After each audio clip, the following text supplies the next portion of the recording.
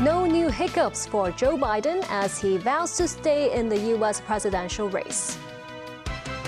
Media report says Elon Musk is donating to Donald Trump. Dora Amon exhibitions open to the public.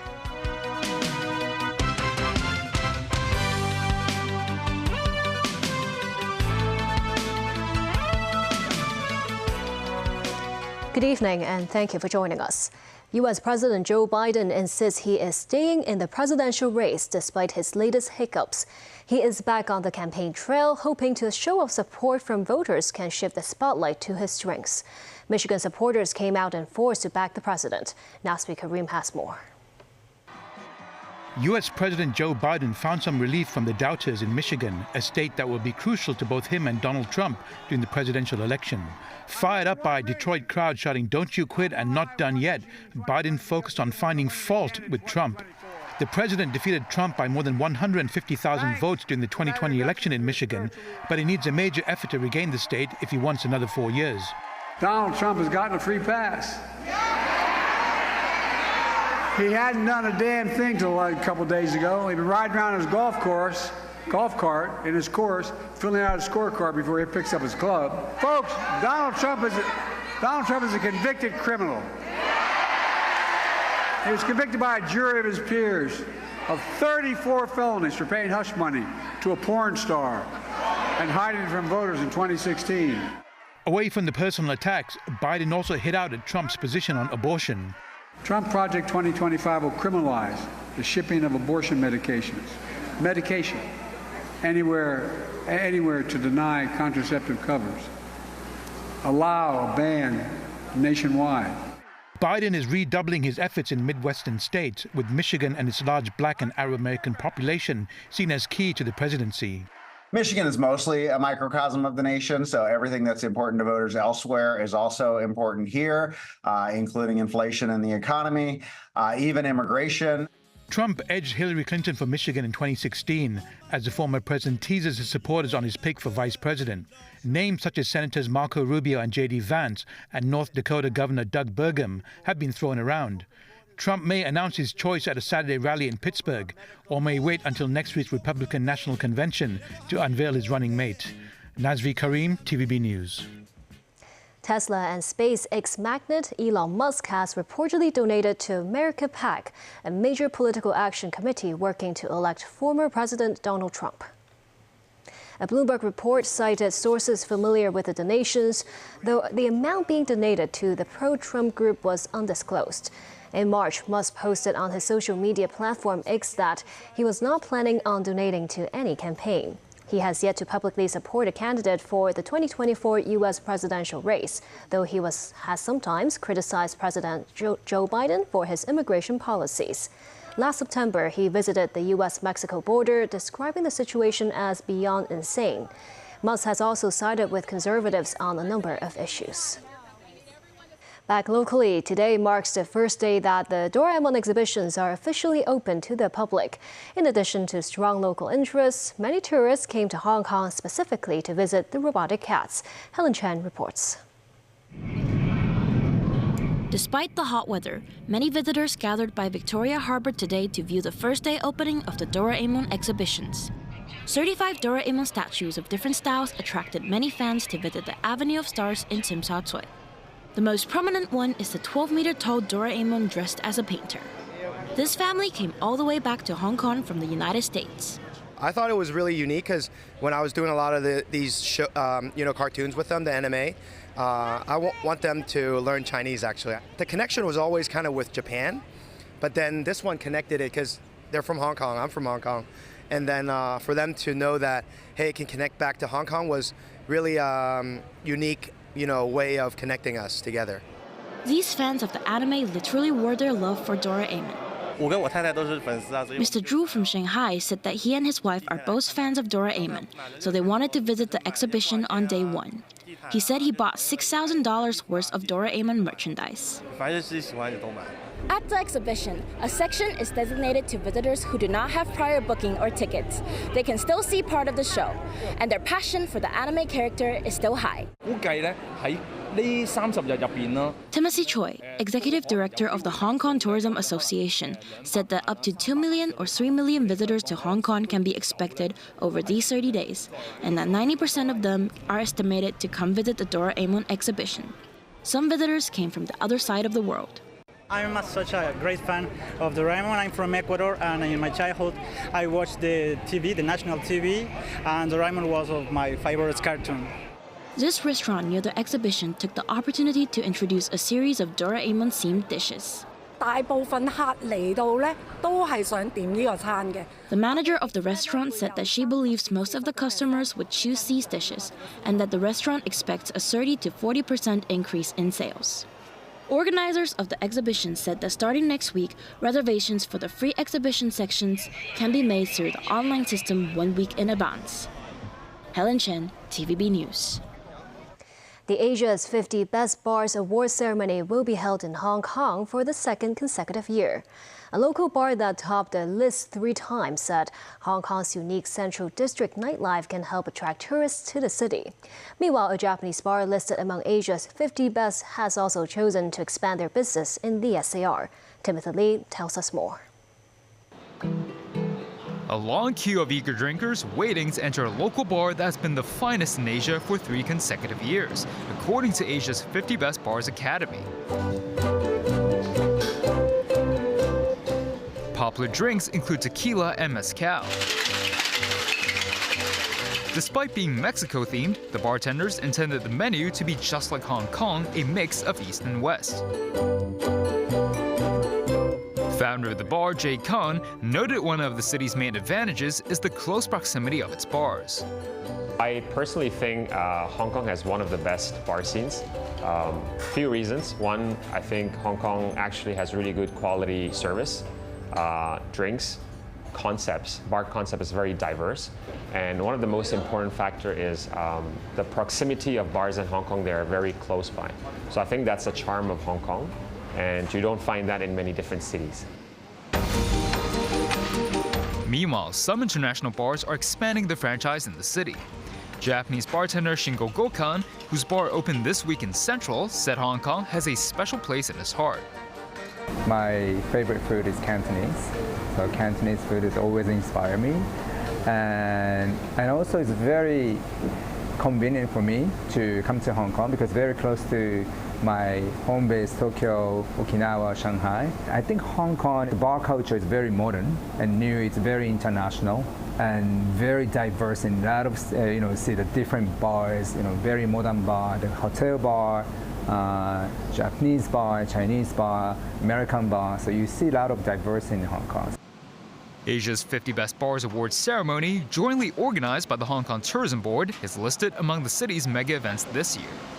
Organizers included a map of the top bars on its website in a bid to promote Hong Kong's bar culture to both residents and tourists.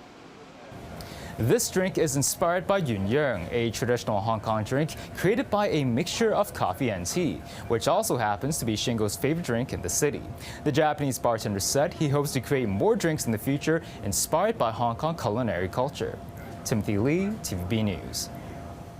The observatory said a trough of low pressure in the middle of the South China Sea has now become a tropical depression, but stressed it will not be a threat to the city. Hot weather will remain in the city for the next 2 days, with most areas set to record temperatures of above 33 degrees Celsius.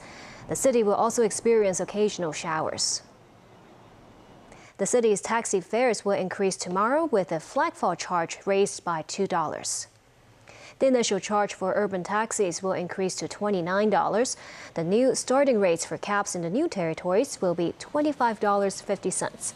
On Lantau Island, the flagfall will be $24. Also, an incremental hike, passengers have to pay 20 cents more per meter in the first-tier distance. The Transport and Logistics Bureau said the government has considered citizens' level of acceptance and the change in taxis' operating costs. And still ahead, Chief Secretary Eric Chan defends Hong Kong in the face of Western criticism. Criminal case against Alec Baldwin is dismissed.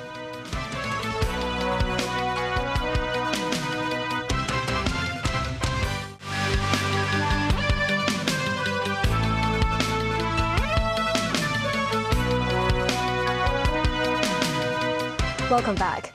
Chief Secretary for Administration Eric Chan criticized the United States and the West for treating Hong Kong with double standards.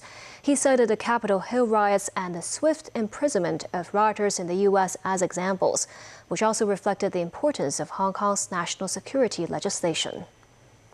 Our people no longer need to. Earlier this month, Chief Secretary for Administration Eric Chan attended the United Nations Human Rights Council in Geneva, Switzerland. That's in the capacity as the deputy head of China's delegation. He rejected 14 proposals made by the United States and the West. They include the call to remove Hong Kong's national security law and the Safeguarding National Security Ordinance. Another proposal is to define the prosecution made during the anti-extradition bill movement as a political crackdown and call for the release of those prosecuted. Speaking on a radio program, Chan criticized the United States and Western countries for their double standards. 雙重標準呢? He said the Capitol Hill riot in the U.S. in 2021 should remind people of the storming of Hong Kong's Legislative Council in 2019. Citing how the U.S. swiftly sentenced offenders with the longest prison term of 22 years, Chan questioned why can't Hong Kong do the same. He added the national security law and the Safeguarding National Security Ordinance can heal Hong Kong. Chan said when there is something wrong in the city, these medicines can help rectify the issues. And even after Hong Kong is cured, they should be kept at home just in case. He said the string of mega events hosted in the city can let tourists see Hong Kong for itself, such as whether police actually arrest people at will after the national security law is passed. Chan also criticized countries and regions that raised their travel alerts towards Hong Kong for political purposes. Overseas, Hollywood actor Alec Baldwin is a free man after a New Mexico judge brought a sudden and stunning end to the involuntary manslaughter case. Judge Mary Marlowe Sommer dismissed the case in the middle of the trial on Friday, adding it cannot be filed again. Your motion to dismiss with prejudice is granted. Actor Alec Baldwin breaks down in tears soon after the judge dismisses his case. Baldwin was on trial for the 2021 shooting of cinematographer Helena Hutchins on the set of the film Rust. The decision ends the criminal culpability of the 66-year-old Baldwin after a nearly 3-year saga that began when a revolver he was pointing at Hutchins during a rehearsal went off, killing her and wounding director Joe Souza. Sommer agreed with the defense motion to dismiss the case over ammunition evidence they say prosecutors hid from them. But the prosecution said that the ammunition was not connected to the case and was not hidden. There is no reason to believe that the evidence that we discussed in court today was related to the set of Rust. It never left the state of Arizona. I understand that the court disagrees with me, and I respect the court's decision. There is absolutely no evidence that any of that ammunition is related to the incident involving Ms. Hutchins. I'm disappointed because I believe that the importance of the evidence was misconstrued by the defense attorneys. An artist who choreographs dances for children with neurodiversity hopes to raise public awareness of the concept. The Swedish artist show is one of the events in the International Arts Carnival, which was launched last week. Memo Sangai has more. This is a scene from Fields of Tender, a dance show designed for toddlers and young children who are neurodiverse.